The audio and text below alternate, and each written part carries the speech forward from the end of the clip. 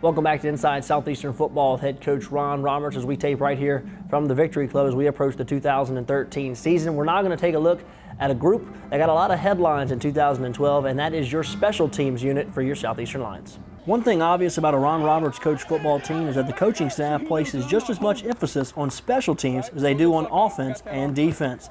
Last year, several special team plays became the talk of the town as the Lions ran fake punts, fake field goals, all while being explosive in the kickoff return and punt return phase. Handling field goals for the Lions will be senior Seth Sebastian. Sebastian was near perfect on extra points last year, making 23 of 24. Pushing Sebastian for playing time at the position is junior Ryan Adams, who will also handle kickoff duties for Southeastern. It's a good battle right now. I think competition's always good.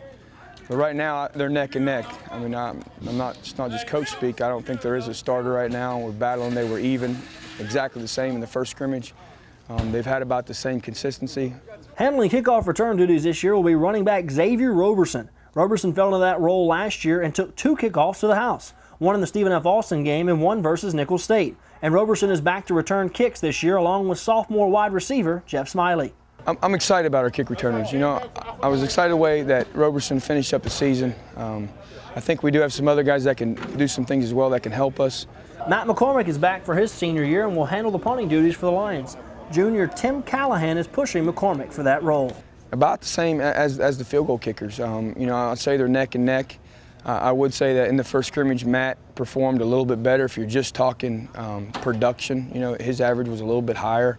The hang times were similar. Last year, we saw many exciting plays in special teams, whether it was punt returns for touchdowns against Lamar or kickoff returns versus Nicholls. One thing is sure, special team play for the Lions is not just going through the motions. When it comes to this phase of the game, the Lions have and will use every weapon at their disposal. And if they catch you sleeping, they will make you pay for it. Coach, we always know the third phase of the game, the special teams, is very important to any successful football program. Obviously, it's a big part of your program, the special teams unit. And you have some guys that were gone from a year ago that now new guys have to step up for your special teams this year.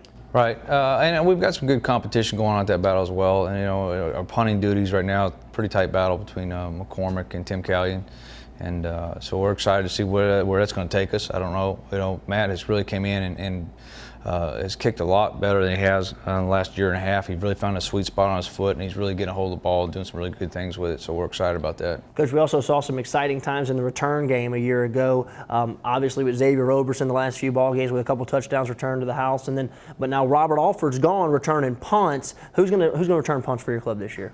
I think you may see a couple guys doing it, but probably Harlan Miller is probably, if we went Harlan Miller, Marquise Rouget, and Cody Sutton, probably the 3 right now, unless somebody else emerges in that group. But right now, I think Harlan Miller will be our guy game 1. All right, it's now time to take a look at the 2013 schedule for your Southeastern Lions. The last time most fans saw their Lions was as they were walking off the field carrying the River Bell Trophy over their head at Nicholls State last November. Well, the Lions went through spring and fall camp and now prepare to tackle their 2013 schedule.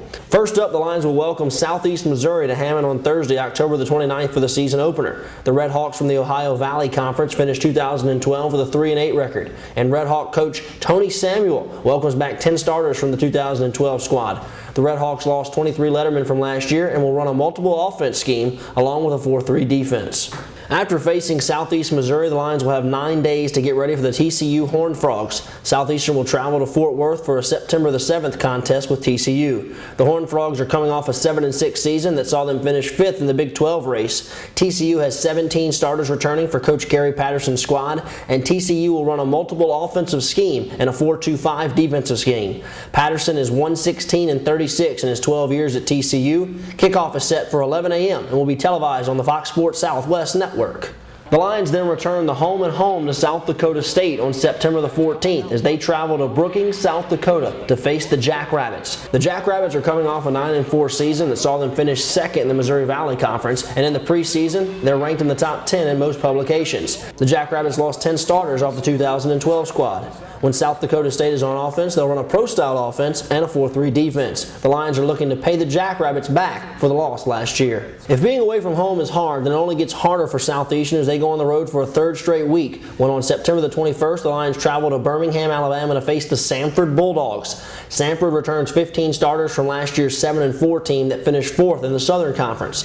Samford, coached by former Heisman Trophy winner Pat Sullivan, will be playing their first home game of the season after opening up on the road for 3 straight straight weeks. The Bulldogs run a multiple offense and a 4-3 defense. After an off week, the Lions return to the friendly confines of Strawberry Stadium when new Southland Conference member Incarnate Word rolls into Hammond for an October the 5th date with the Lions. The Cardinals are coming off a 2-9 season. The Cardinals will play this season as an independent before playing a full Southland Conference schedule next year. On October the 12th, the Lions open up Southland Conference play as they welcome the Stephen F. Austin Lumberjacks to Hammond. Last season, Southeastern beat Stephen F. 42-27, which helped send the Lumberjacks to their 5-6 finish. Coach J.C. Harper returned 16 starters from a year ago. After 2 straight home games, the Lions hit the road again as they travel to Natchitoches, Louisiana for an October the 19th matchup with Northwestern State. The Demons are coming off a 4-7 season, and new head coach Jay Thomas returned 16 starters from last year. History tells us that the Lions and Demons have hooked up 56 times over the years, with the home team winning nearly 65% of the time, and with each game being tightly contested. Game 8 of the season finds the Lions back home as they prepare to face the Lamar Cardinals. Last season, the Lions went to Beaumont and beat Lamar 31-21, thanks to some key special teams play. This season, the Cardinals returned 19 starters from last year's 4-8 team. Game 9 finds the Lions back on the road as they travel to Lake Charles to take on the McNeese State Cowboys on November the 2nd. Last year, the Lions opened up conference play with a thrilling 25-24 win over the Cowboys. McNeese State returned 16 starters from last year. Game 10 finds Southeastern on the road at one of the Southland's toughest venues as they travel to Conway, Arkansas to face Central Arkansas. The Bears are coming off of a 9-3 season where they made it to the second round of the playoffs. Coach Clint Conk returns 20 starters from last year, including all Southland Conference performing quarterback Winrick Smothers, and the Bears run a multiple offense and a 4-3 defense. The Lions close out the 2013 season with their last 2 games at home, when on November the 16th they welcome Sam Houston State to Hammond. The Bearcats are coming off an 11-4 season and a return trip to the FCS title game for the second year in a row. The Bearcats lost 11 starters from 2012 but returned some major weapons on offense. Like every season, the Lions wrap up the regular season against in-state rival Nicholls State. Last season, the Lions traveled to Thibodaux and beat the Colonels 35-16 to finish off a conference sweep of the state of Louisiana. This year, Coach Charlie Stubbs returns all 22 starters from a year ago when the Colonels finished 1-10. The 2 teams will once again hook up for the rights to the River Bell Trophy. Coach, I think what jumps out from looking at that schedule is, wow, it's a very tough schedule that your program has this year. You look at it, there's 3 teams in the top 7 in FCS preseason on your schedule, 2 of those teams on the road. It's a very challenging schedule for your club and some great opportunities to get some recognition nationally. No doubt. And that's a big part of it. We're going to get an opportunity to play some quality opponents early, chance to evaluate our ability on a national level, and hopefully we can get an opportunity for us to step to the plate and get better as a football team before we go into conference play. Well, Coach, your team opens up against Southeast Missouri. We're going to take a look at those guys in just a few moments, but then after that, you're on the road for the entire month of September. How important is getting off to the first win at home to your season? That's going to be big. Obviously, you always want to win that first home game, just for momentum purposes more than anything. But and that 3-game home stretch is going to say a lot about our mental toughness to be able to do that. Because when you got to take a 8-hour bus ride here and then fly up here, they're going to be tired. We're going to be a little weary, and we're going to find out where we are because our ability to turn around and concentrate and put together a quality football game. All right, let's take a break. When we come back, we're going to take a look at Southeast Missouri, and we will wrap it up right here on Inside Southeastern Football with head coach Ron Roberts.